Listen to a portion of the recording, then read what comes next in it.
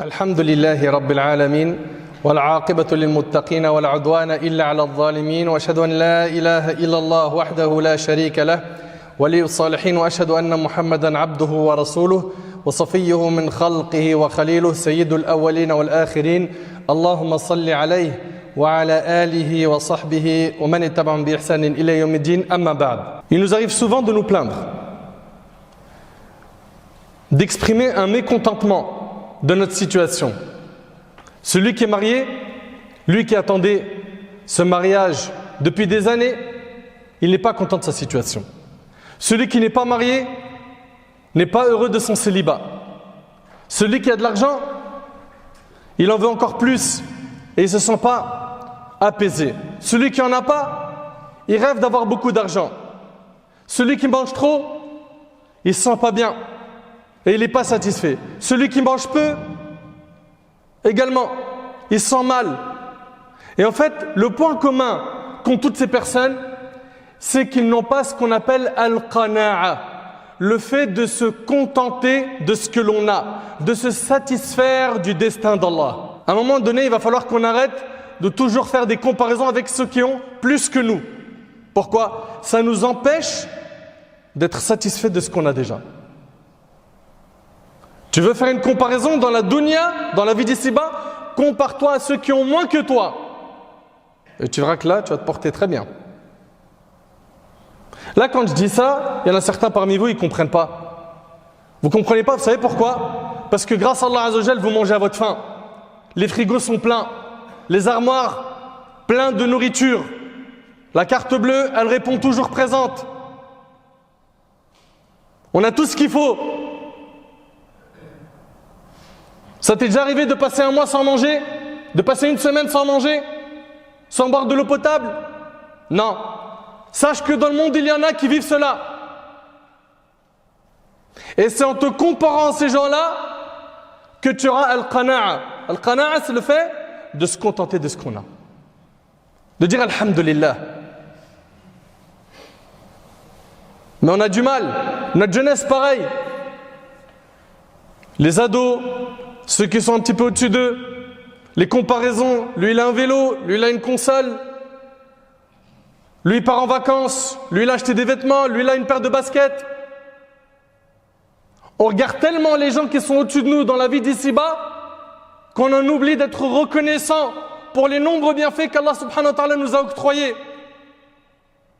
Omar ibn Abdel Aziz radiyallahu ta'ala anhu, le 5e calife de l'islam, il disait qayyidun ni'am bi-shukr. Attachez les bienfaits qu'Allah vous a accordés par le remerciement. Tu ne les attaches pas, ils partent. Vous voulez garder les bienfaits d'Allah, apprenez à remercier Allah, sans compter que Allah tabarak wa ta'ala dit wala in shakartum la azidannakum. Si vous êtes reconnaissant, je vous rajouterai davantage. Selon Amr ibn al-As radiyallahu anhu an jami' as-sahaba, le prophète sallallahu alayhi wa sallam a dit: a certes réussi celui qui s'est converti, a été octroyé d'une subsistance suffisante et qu'Allah l'a rendu satisfait de ce qu'il lui a donné, rapporté par Muslim. Regardez qui a réussi. Celui qui s'est converti a été octroyé d'une subsistance suffisante et qu'Allah l'a rendu satisfait de ce qu'il lui a donné. Toi qui es là en train de chercher beaucoup d'argent, qu'on veut toujours plus, je ne suis pas en train de dire que c'est interdit de monter un projet, un business dans le halal et de gagner de l'argent. Mais quand tu es sur ce chemin-là et que tu ne remercies jamais Allah, tu n'es pas reconnaissant, tu es ingrat envers ton Seigneur, il y a un problème. Il y a un problème dans ton cœur. Toute personne qui médite la biographie de notre bien-aimé Muhammad sallallahu alayhi wa sallam s'apercevra à quel point notre bien-aimé alayhi salatu wa sallam était quelqu'un de qani'a. Il était satisfait de ce qu'Allah lui a accordé. N'oubliez pas qu'à un moment de sa vie, il avait le droit à 1/5 du butin de guerre, parce que certains pensent que le prophète n'a jamais connu l'argent, la richesse. Il avait 1/5 du butin de guerre, mais la dunya n'a pas pénétré son cœur. Le prophète sallallahu alayhi wa sallam, Allah tabarak wa ta'ala nous dit à son sujet: laqad kana lakum fi rasulillah uswatun hasana. En effet, vous avez dans le messager d'Allah un excellent modèle à suivre. Liman kana yarju Allah wal yawm al akhir wa dhakara Allah kathira, pour quiconque espère en Allah et au jour dernier et invoque Allah fréquemment. Abdullah ibn Mas'ud radiyallahu anhu, il rapporte, ce noble compagnon, le messager d'Allah sallallahu alayhi wa sallam s'est couché sur une natte faite de roseaux. C'était une sorte de tapis de paille. À son réveil, le prophète sallallahu alayhi wa sallam, ses côtés portaient les traces de la natte. Nous dîmes, ô messager d'Allah, que dirais-tu si nous t'achetions un tapis plus confortable, un tapis pour dormir, pas un lit moelleux. Nous dîmes, ô messager d'Allah, que dirais-tu si nous t'achetions un tapis? Regardez le prophète sallallahu alayhi wa sallam, qui était qani', qui se contentait de ce qu'il avait. Il a dit, qu'ai-je à faire avec ce bas monde? Il sait qu'il est ici de passage.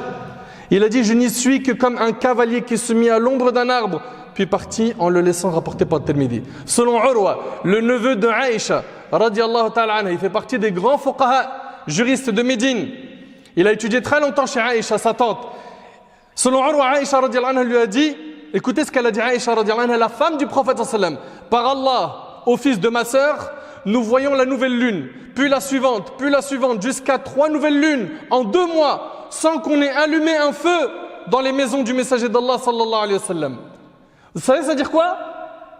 Quand on n'allume pas un feu, ça veut dire quoi? Ça veut dire qu'on ne mange pas de repas chaud pendant 2 mois. Ça vous est déjà arrivé de passer une semaine sans manger un repas chaud? 2 mois. Et il lui a dit, ô tante, de quoi vous vous nourrissez? Elle lui a dit, al-aswadan, les dattes et l'eau. Subhanallah, le hadith il est rapporté par Bukhari et Muslim.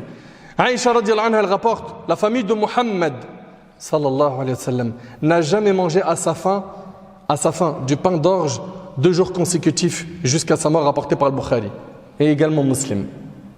Il est arrivé que le prophète sallallahu alayhi wa sallam sorte de chez lui, et ce qui le fait sortir de chez lui, c'est la faim. Et il rencontre d'autres compagnons. Qu'est-ce qui vous a fait sortir de chez vous? C'est la faim. D'ailleurs, dans ce hadith-là, c'est un Ansari qui les a accueillis, il leur a donné des dattes et il les a invités à manger jusqu'à ce qu'ils aient été rassasiés. Et eux, ils avaient quoi? Al-Qana'a. Ils étaient satisfaits du destin d'Allah. Ils n'étaient pas là à jalouser et envier ceux qui ont beaucoup de matériel. C'était pas important pour eux. Et aujourd'hui, on vit dans ce monde de matérialisme. La concurrence de celui qui a énormément de matériel, celui qui a la dernière voiture, celui qui a beaucoup d'argent, celui qui va prendre les meilleures photos des meilleurs plats et dans les meilleurs hôtels du monde. On a du mal à être reconnaissant envers Allah. Pourquoi? Parce qu'on n'a pas le qana'a. Quand tu as le qana'a, tu as un miroir devant toi qui te permet de regarder ce que tu possèdes comme bienfait. Mais on n'a plus ce miroir. Illa man rahim Allah, sauf ceux à qui Allah subhanahu wa ta'ala a fait miséricorde. Ahbab al-kiram, Allah tabarak wa ta'ala dit man amila salihan min dhakarin aw untha wa huwa mu'min falanuhyiyannahu hayatan tayyiba. Quiconque mâle ou femelle fait une bonne œuvre tout en étant croyant, nous lui ferons vivre une bonne vie. Nous lui ferons vivre une bonne vie. Tu veux vivre une bonne vie? Fais des bonnes œuvres tout en étant croyant. Ali ibn Abi Talib radiyallahu anhu, il a dit al-hayatu at-tayyiba bil-qana'a. La bonne vie s'obtient avec al-qana'a, le fait de se contenter de ce que l'on a. Et Hakim rahimahullah, il a dit, j'ai vu que la personne la plus soucieuse est l'envieuse. J'ai vu que la personne la plus soucieuse et l'envieuse et la plus apaisée est celle qui se contente de ce qu'elle a. Allahu Akbar. La personne la plus apaisée, c'est celle qui se contente de ce qu'elle a. D'ailleurs, elle n'a pas de hasad. Elle n'a pas d'envie. L'envie blâmable, car il y a une envie louable et une envie blâmable. L'envie blâmable, c'est espérer la disparition du bien de quelqu'un. C'est vouloir à tout prix avoir du matériel comme un tel. L'envie qui est louable, c'est quoi? C'est quand tu envies quelqu'un qui connaît plus que toi dans la religion et tu aimerais bien être comme lui. C'est quand tu envies quelqu'un parce qu'il a beaucoup d'argent et il le dépense dans les nobles causes. Ahbab al-kiram, Shu'ba ibn al-Hajjaj, il dit, dès lors que je possède de la farine et du sucre, je ne me soucie point de ce qui m'a échappé de cette dunya. De la farine et du sucre, pour lui c'est bon. À partir du moment où il a ça, il est tranquille. Allahu Akbar. De la farine et du sucre. La personne qui se contente de ce qu'Allah lui a accordé n'est pas envieuse. Elle n'accorde pas d'importance au matériel, elle n'accorde pas d'importance à tout cela. Le prophète sallallahu alayhi wa sallam, dans le hadith rapporté par Ibn Majah, sallallahu alayhi wa sallam, a dit Kun qani'an takun ashkara an-nas. Contente-toi de ce que tu as, tu seras le plus reconnaissant des gens. Il y a un homme qui est venu voir Yunus ibn Ubayd et il s'est plaint de sa situation, de sa vie, de ses soucis. Et là, il lui a dit est-ce que tu vendrais ta vue pour 100 000? Il lui a dit non. Il a dit ton ouïe pour 100 000? Il lui a dit non. Il lui a dit ta langue pour 100 000? Il lui a dit non. Il lui a dit ta raison pour 100 000? Il lui a dit non. Et il a continué comme ça à lui évoquer tous les bienfaits qu'Allah subhanahu wa ta'ala lui a accordés. Ensuite, il lui a dit je vois que tu portes en toi des centaines et des milliers et tu viens te plaindre. Vous qui vous plaignez, regardez juste votre corps. Parmi nous, il y en a qui ne voient pas, qui n'entendent pas, qui ne parlent pas. Parmi nous, il y en a qui sont sur chaise roulante. Parmi nous, il y en a qui sont handicapés de naissance. D'autres n'ont pas la raison depuis la naissance. Et j'en passe. Et Allah, tabarak wa ta'ala, il nous a donné. Est-ce qu'on est reconnaissant? Certains le sont, d'autres ne le sont pas, hélas. Ahbab al-Kiram. Le calife Sulayman ibn Abd al-Malik, il a écrit à Abi Hazim, le grand savant. Et il lui a dit fais-moi part de ton besoin. Il lui a dit hayhat, certainement pas. Il lui a dit j'ai fait part de mon besoin à celui qui possède tout. Il a dit quand il m'accorde de ses bienfaits, je suis satisfait. Et quand il me prive de ses bienfaits, je suis également satisfait. Voilà la personne qui est qani'a. Ça, c'est une personne qui quoi? Qui se contente de ce qu'Allah subhanahu wa ta'ala lui a accordé. Ahbab al-Kiram, le prophète sallallahu alayhi wa sallam nous a dit la richesse ne consiste pas en l'abondance des biens, mais la vraie richesse est celle de l'âme, rapportée par Bukhari et Muslim sur Abu Huraira. Wallah al-Azim, vous voyez des fois des personnes qui sont pauvres, qui n'ont pas beaucoup dans les bienfaits d'ici-bas. Mais qu'est-ce qu'ils se sentent bien? Ils sont bien dans leur peau. Pourquoi? Parce qu'ils ont enrichi leur âme. Il est là constamment à se soucier de son âme, il la nourrit. Et d'autres, ils sont riches, mais leur âme est détruite, anéantie. La vraie richesse, c'est celle du cœur. Ne vous trompez pas. Le prophète sallallahu alayhi wa sallam a dit, dans le hadith rapporté par Bukhari et Muslim sur Abu Huraira, l'argent est une chose agréable. Celui qui le prend dignement, il lui sera béni. Mais celui qui le prend avec avidité, celui-ci ne lui sera point béni, car il ressemble à l'homme qui ingurgite la nourriture sans jamais être rassasié. Subhanallah, Abdullah ibn Abbas radiyallahu anhuma, il a dit Al-qana'atu malun la nafada lah. Se contenter de ce que l'on a est une richesse qui ne s'épuise jamais. C'est une richesse de pouvoir se contenter de ce qu'on a. Omar ibn Abdul Aziz radiyallahu anhu, il a dit Al-fiqhu al-akbar al-qana'a wa kafu al-lisan. La plus grande sagesse est le contentement et le contrôle de la langue. La plus grande sagesse, c'est quoi? Le contentement.